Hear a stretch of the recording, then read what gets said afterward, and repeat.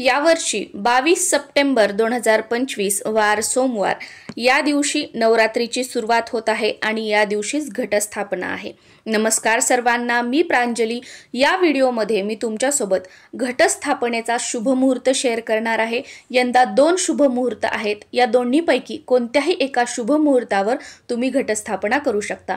अतिशय साध्या सोप्या पण पारंपरिक पद्धतीने आपण घटस्थापना कशी करावी, त्यासाठी साहित्य काय लागणार आहे, घट पेरण्यासाठी जे आपण सप्तधान्य वापरतो तर ते कोणकोणतं धान्य आहे, घट कसा पेरावा, अशी सगळी माहिती असणारा व्हिडिओ मी तुमच्यासोबत शेअर केलेला आहे। त्या व्हिडिओची लिंक खाली डिस्क्रिप्शन बॉक्समध्ये मी तुम्हाला देत आहे, किंवा आपल्या प्रांजली जोशी या चॅनलवर गेल्यानंतर पहिलाच व्हिडिओ तुम्हाला घटस्थापना कशी करावी हा बघायला मिळेल। अगदी 10 मिनिटांमध्ये घटस्थापना तुमची करून होईल, इतका साधा आणि सोपा विधी मी तुमच्यासोबत शेअर केलेला आहे। तर नक्कीच तुम्ही तो व्हिडिओ बघू शकता। या व्हिडिओमध्ये मी तुमच्यासोबत नवरात्रीचे 9 दिवस घटाला कोणते 9 वेगवेगळे नैवेद्य आपल्याला अर्पण करायचे आहेत, नवरात्रीचे 9 दिवस घटाला दररोज कोणत्या वेगवेगळ्या 9 माळा अर्पण करायच्या आहेत, तसेच नवरात्रीचे 9 रंग व नवरात्रीच्या 9 दिवसांमध्ये नवदुर्गेच्या वेगवेगळ्या 9 रूपांची पूजा केली जाते, तर कोणत्या दिवशी कोणत्या देवीची आपल्याला पूजा करायची आहे ते सुद्धा मी तुमच्यासोबत शेअर करणार आहे। नवरात्रीच्या पहिल्या दिवशी म्हणजे 22 सप्टेंबर 2025 वार सोमवार या दिवशीचा रंग आहे पांढरा। नवरात्रीच्या पहिल्या दिवशी नवदुर्गेचे पहिले रूप असलेल्या माता शैलपुत्रीची पूजा केली जाते। माता शैलपुत्री हिमालयाच्या पर्वतराजाची कन्या आहे आणि म्हणूनच तिचे नाव शैलपुत्री पडले। पहिल्या दिवशी शुद्ध गायीच्या तुपाचा नैवेद्य दाखवला जातो।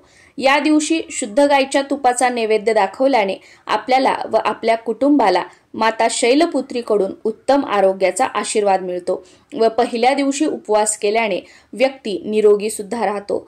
पहिल्या दिवशी विड्याच्या पानांची माळ अर्पण केली जाते, पण या व्यतिरिक्त जर तुम्हाला फुलांची सुद्धा माळ अर्पण करायची असेल तर तुम्ही पिवळ्या शेवंतीची आणि सोनचाफ्याच्या फुलांची माळ अर्पण करू शकता। नवरात्रीच्या दुसऱ्या दिवशी म्हणजे 23 सप्टेंबर 2025 वार मंगळवार या दिवशीचा रंग आहे लाल।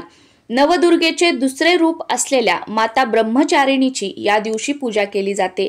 या रूपातील माता तपस्वी आहे। माता पार्वतीने भगवान शंकरांना पती म्हणून प्राप्त करण्यासाठी तपश्चर्या केली होती, त्या रूपामुळे त्यांचे नाव ब्रह्मचारिणी असे पडले। या दिवशी ब्रह्मचारिणी देवीला प्रसन्न करण्यासाठी साखरेचा नैवेद्य अर्पण करायचा आहे। या दिवशी देवीला साखर नैवेद्य म्हणून अर्पण केल्याने आपल्या घरातील सर्व सदस्यांचे आयुष्य वाढते।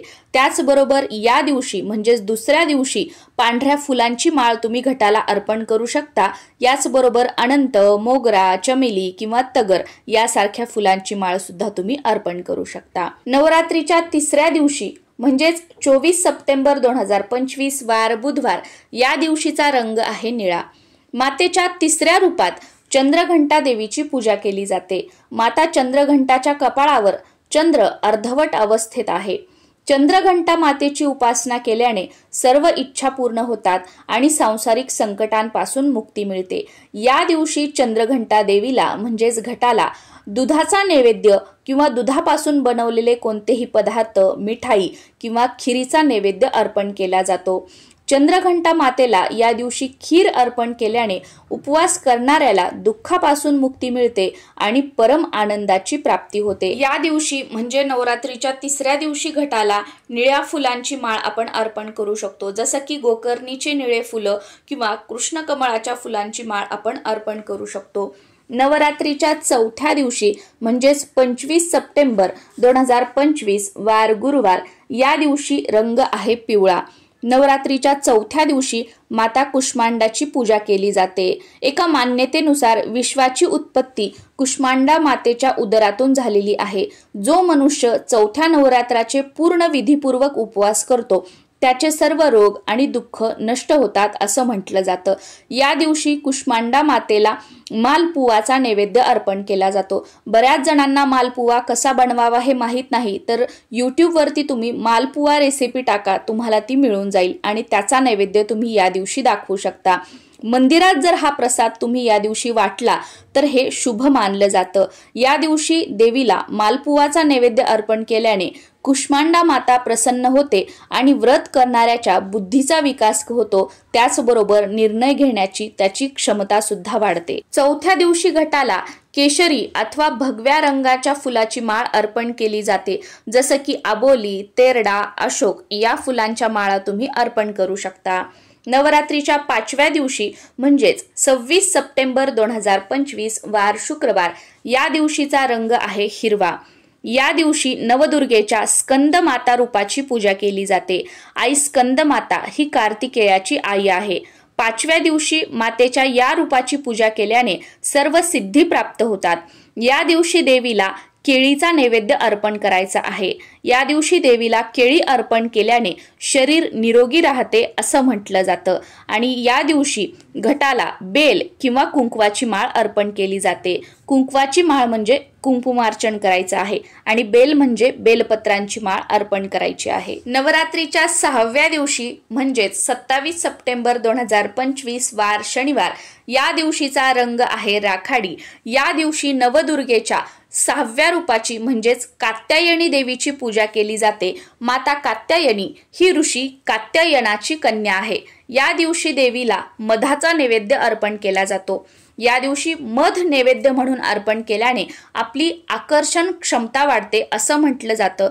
6व्या दिवशी घटाला कर्दळीच्या फुलांची माळ अर्पण करायची आहे। नवरात्रीचा 7वा दिवस म्हणजेच 28 सप्टेंबर 2025 वार रविवार या दिवशीचा रंग आहे केशरी। सप्तमी तिथीला मातेच्या कालरात्री रूपाची पूजा केली जाते। ही माता काल म्हणजेच वाईट शक्तींचा नाश करणारी आहे, म्हणून तिला कालरात्री म्हटलं जातं। या दिवशी कालरात्री देवीला गुळाचा नैवेद्य दाखवायचा आहे। या दिवशी गुळाचा नैवेद्य दाखवल्यामुळे आपल्या घरावर व व्यक्तीवर येणाऱ्या दुःखांपासून आपले संरक्षण होते व त्यापासून मुक्ती मिळते। या दिवशी घटाला झेंडूच्या फुलांची किंवा नारंगीच्या फुलांची माळ चढवायची आहे। नवरात्रीच्या 8व्या दिवशी म्हणजे 29 सप्टेंबर 2025 वार सोमवार रंग आहे मोरपंखी। या दिवशी नवदुर्गेच्या महागौरी रूपाची पूजा केली जाते। गोऱ्या रंगामुळे तिचे नाव महागौरी असे ठेवण्यात आलेले आहे। महागौरी रूपाची पूजा केल्यानंतर माता प्रसन्न होते आणि उपवास करणाऱ्याला प्रत्येक अशक्य काम शक्य करून आशीर्वाद देते। या दिवशी मातेला नारळ नैवेद्य म्हणून अर्पण करायचं आहे। ही आई निपुत्रिक मुलांच्या इच्छा पूर्ण करते। म्हणजे ज्या महिलांना संतान प्राप्तीसाठी प्रॉब्लेम्स येत आहेत त्यांनी या दिवशी म्हणजेच 8व्या माळेला महागौरी रूपाचं स्मरण करून देवीला नारळाचा नैवेद्य दाखवावा आणि हे नारळ खायचं नसतं तर ते तुमच्या घराच्या आजूबाजूला कोणतंही एखादं देवीचं मंदिर असेल तर तिथे तुमची इच्छा बोलून तुम्हाला अर्पण करायचं आहे। या दिवशी घटाला तांबडी फुले, कमळ, जास्वंद, कण्हेर किंवा गुलाबाच्या फुलांची माळ अर्पण केली जाते।